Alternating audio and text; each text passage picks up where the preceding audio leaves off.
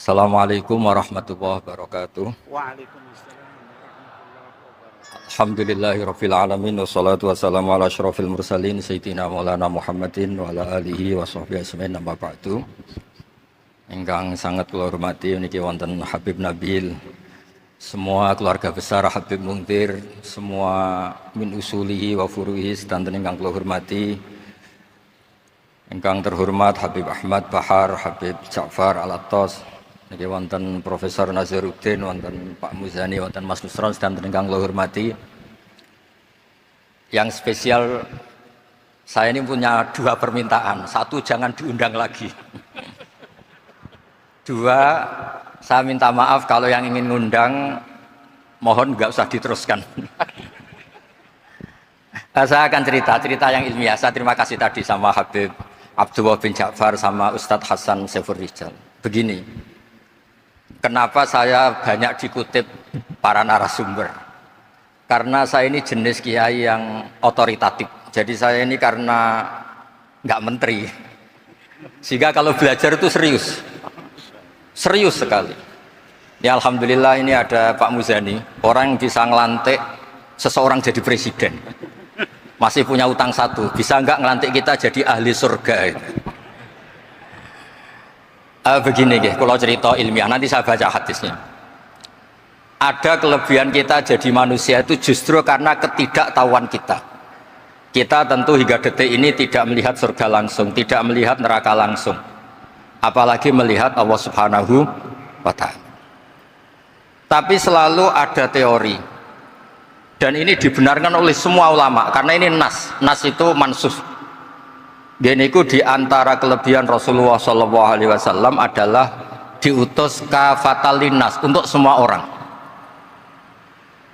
Sehingga ada orang ditanya, dengan apa kamu tahu kalau Tuhan itu satu? Orang ini dengan enteng menjawab, innal isnaini, angka 2, 3, 4 dan seterusnya, nisbatu dzalika ilal wahid nisbatul far'i ilal asli. Jadi segampang itu nerangkan ayat qul huwallahu ahad, Allah itu satu.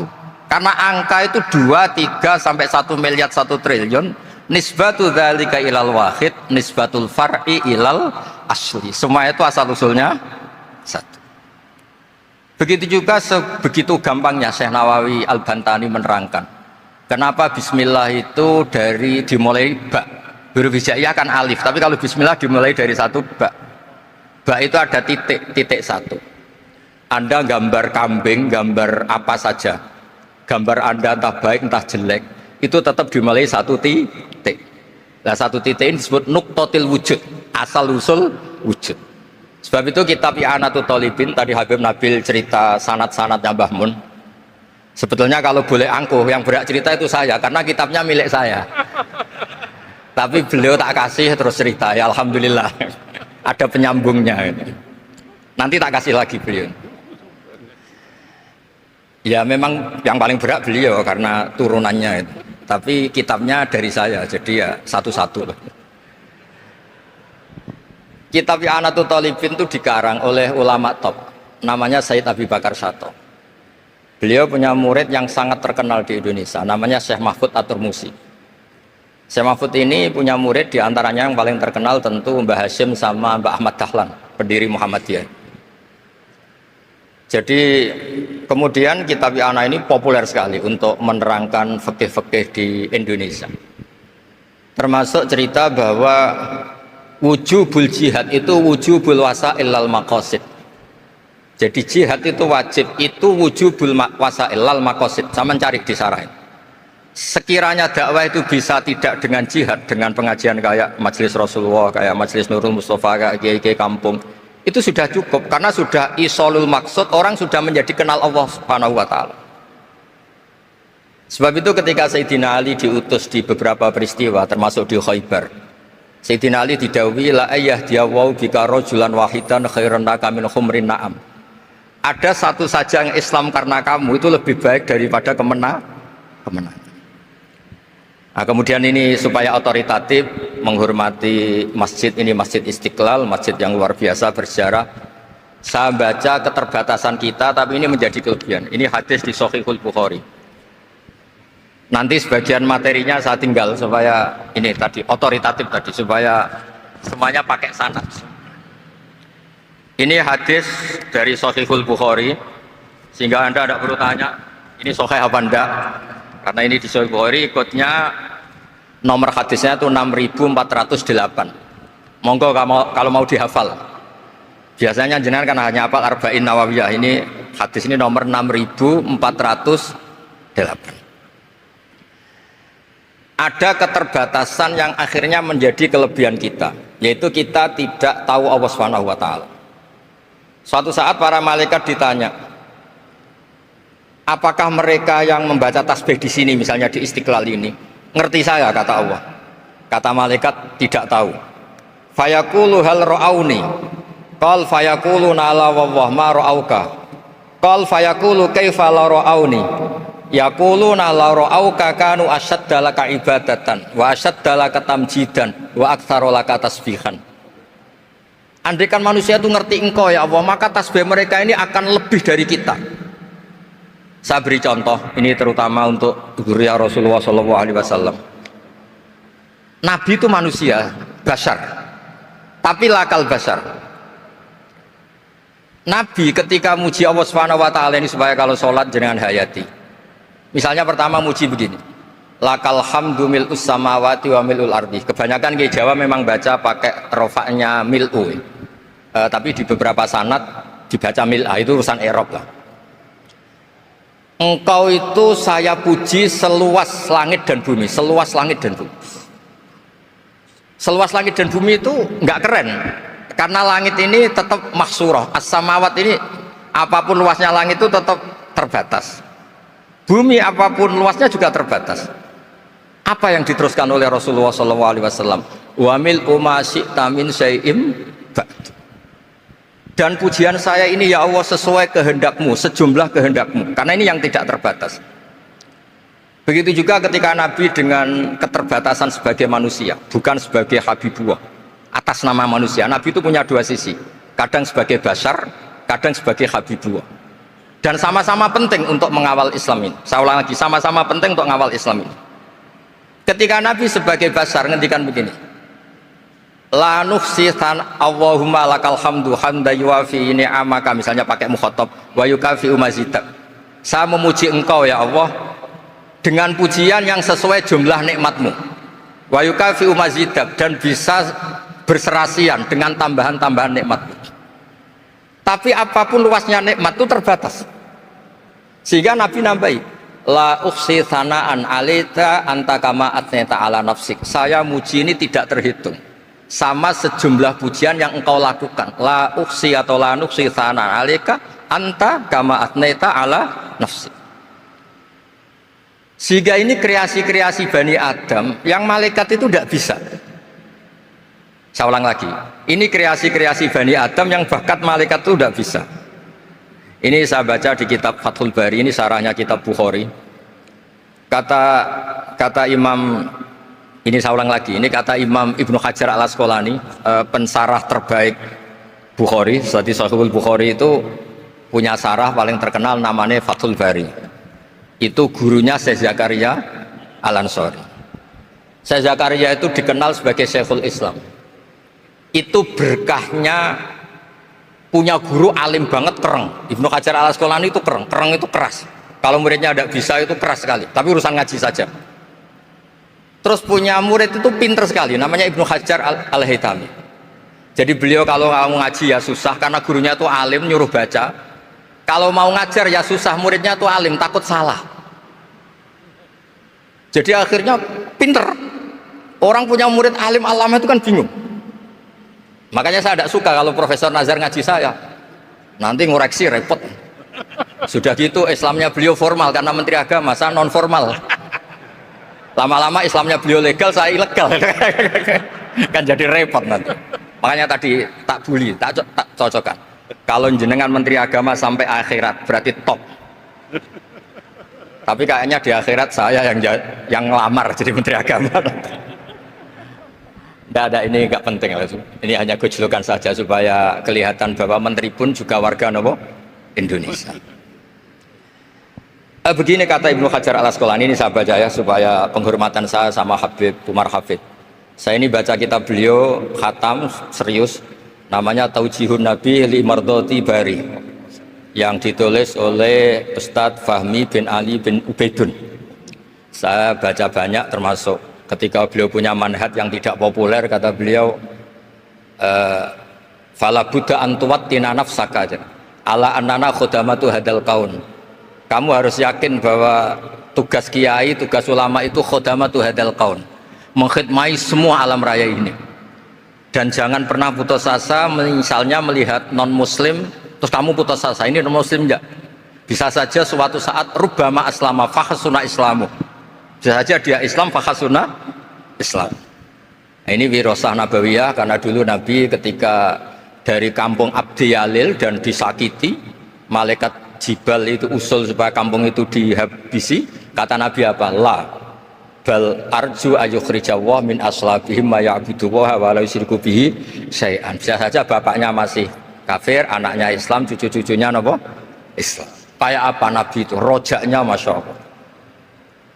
Nah kemudian ini kembali ke tasbih tadi. Kata Ibnu Hajar al Asqalani, yukhadu min hadal hadis anna dzikral hasil min bani adam a'la wa asyrafu min adzikri al hasil min al malaikah li husuli dzikril adamin ma'a kasratis syawaghil wa wujudis sawarif wa sudurihi fi alamil ghaibi bi khilafil malaikati fi dzalika kulli. Jadi kita ini enggak melihat Allah langsung, enggak melihat surga langsung, enggak melihat neraka langsung, tapi cara kita zikir wis nak wis di neraka yo nangis tenan, padahal yo ora mesti mlebu neraka, lha nangis tenanan. Kayak apa iman kita? Nah, iman seperti ini sesuai kriteria awal sing dikersana Allah, alladzina yu'minuna bil ghaib. Maka andekan saya ini kok dikasih mukasyafah sama Allah untuk melihat surga, saya milih enggak melihat supaya ngikuti yang tetap ghaib. Nanti kalau saya melihat langsung kemudian iman, kata Allah, akeh tunggali aku iman mau melihat itu. Jadi kadang-kadang keterbatasan kita ini penting. Makanya masyhur Nabi pernah ngendikan, tuba liman ro'ani wa amanabi, tapi wa tuba liman lam yaroni wa amanabi. Kalau orang melihat saya kemudian iman itu biasa. Ini orang zaman akhir tidak melihat saya tapi iman.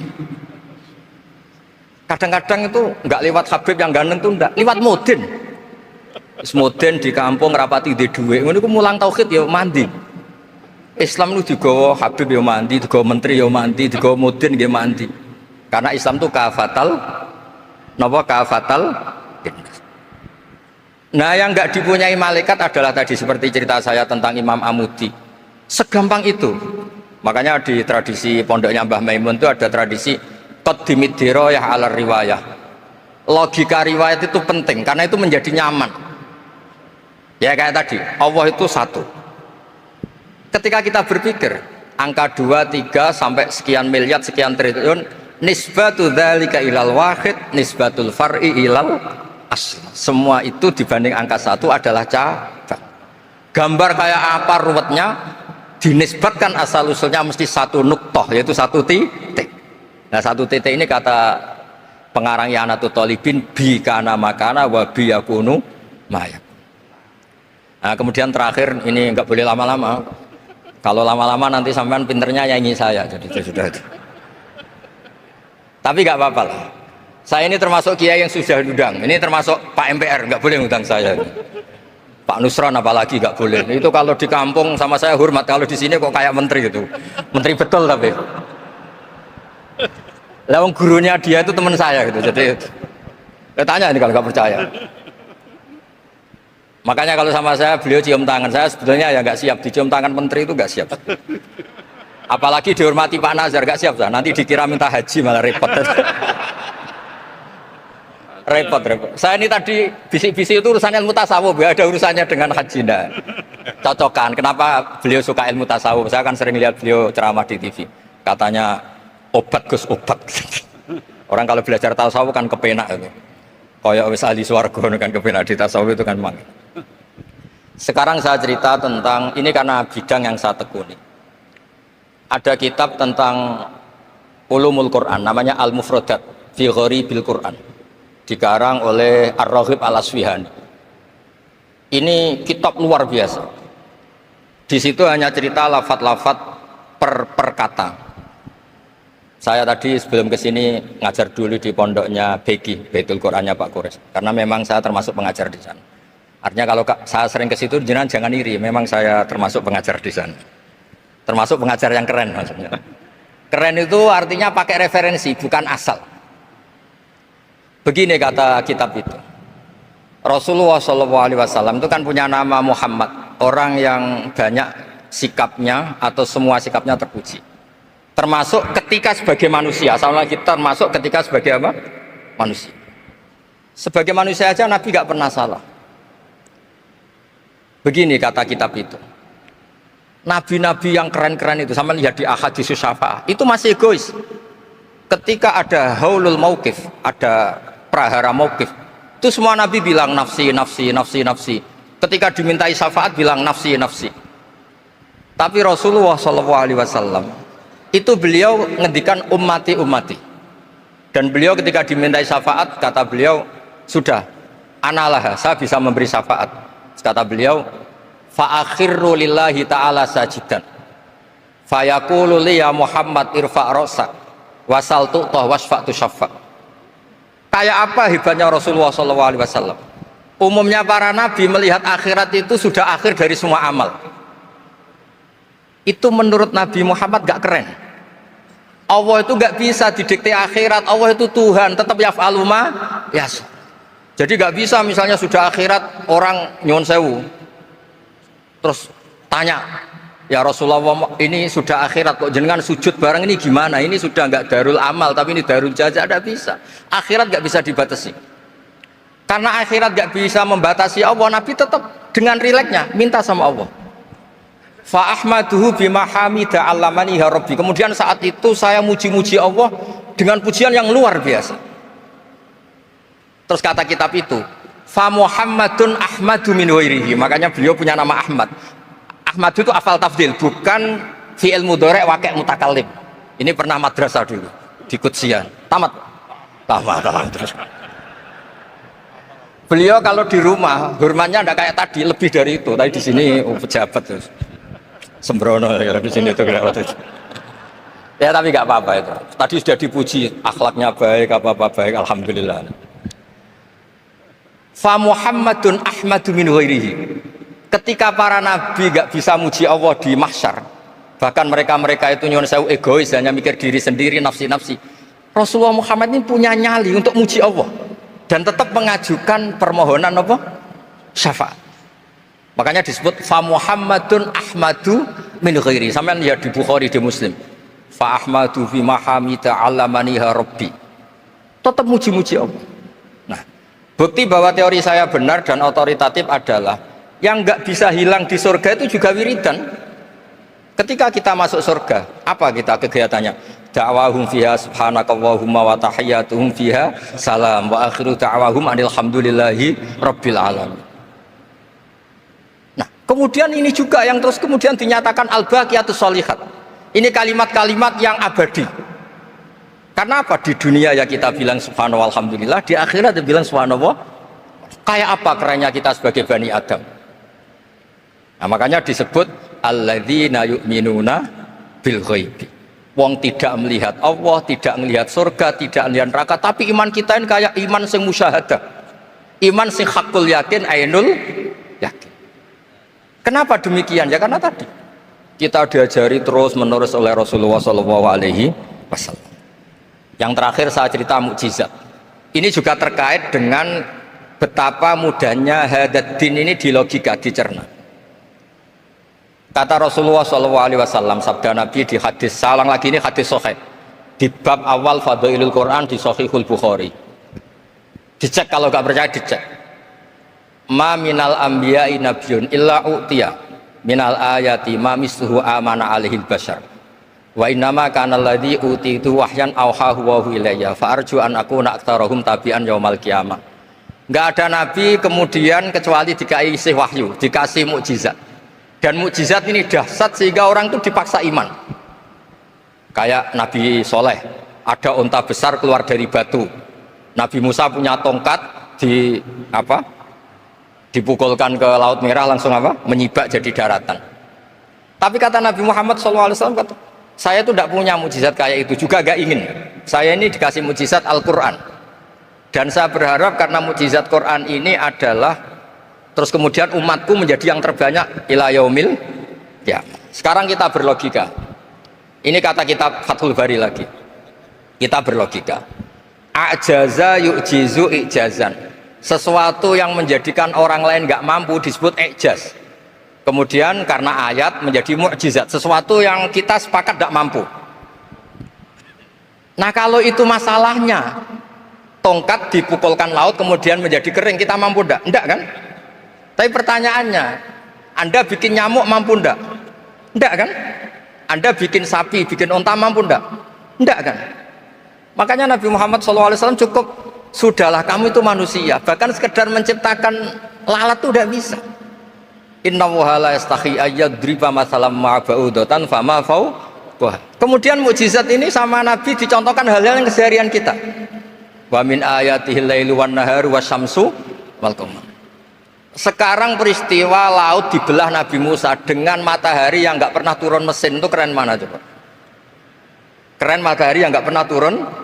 Terus kata Ibnu Hajar al Asqalani, li'annal mu'jizat al-madiyah kanat khisyatan tusyahadu bil absor. Kana qati soleh wa asa Musa. Wa mu'jizatul Qur'an tusyahadu bil basirah. Fakana man yattabi'uhu atau yatba'uhu li ajliha aksar. Fa innal ladzi yusyahadu bil absar yang qaridu binqiradi musyahidihi. Wal ladzi yusyahadu bil basirah bakin. Ya saya ulang lagi, bakin. Ya, bakin terus disaksikan orang sing ja'a badal awali mustamirra. Begini logikanya. Mukjizat kayak nakoti Soleh atau Aso Musa yang terkenal.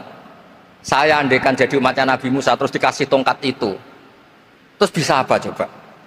Ketika kita punya utang disuruh nyaur ya nggak bisa dipakai jaminan kan. Sudah gitu orang tanya ini asli apa enggak? Kalau asli buktikan, kan ya repot. Tapi kalau kita jadi umatnya Rasulullah SAW ditunggoni Quran, punya banyak masalah resepnya sabar. Kalau nggak bisa sabar ya nyari kiai-kiai tukang ijazah anak menodongannya mandi. Karena orang mensifati Allah itu macam-macam.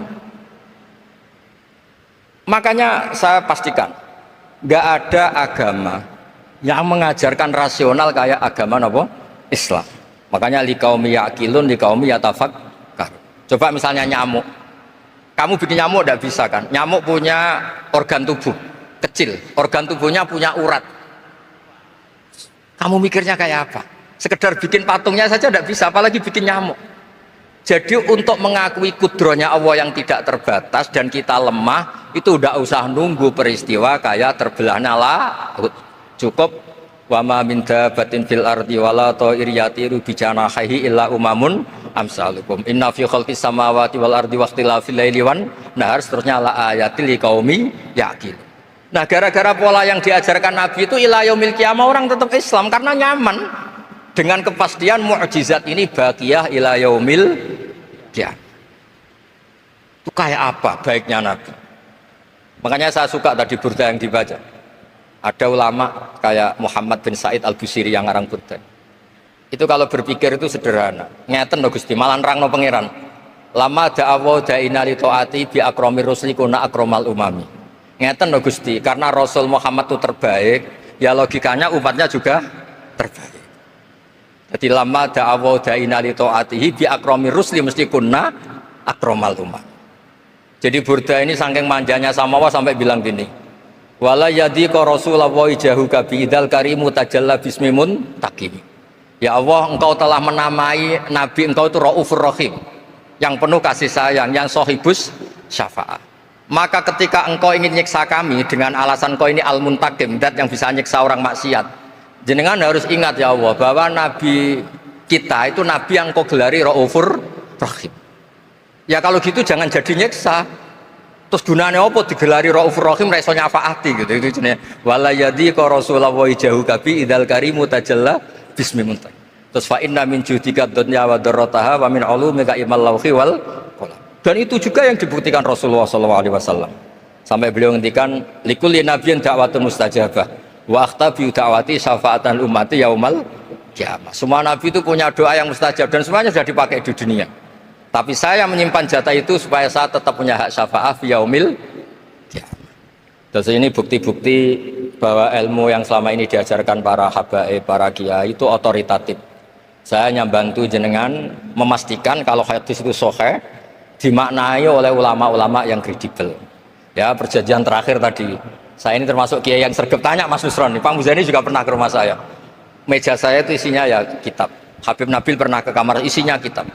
Jadi kalau jenengan ngundang saya itu berhadap-hadapan sama hukumnya Allah, yaitu ganggu orang belajar gitu aja.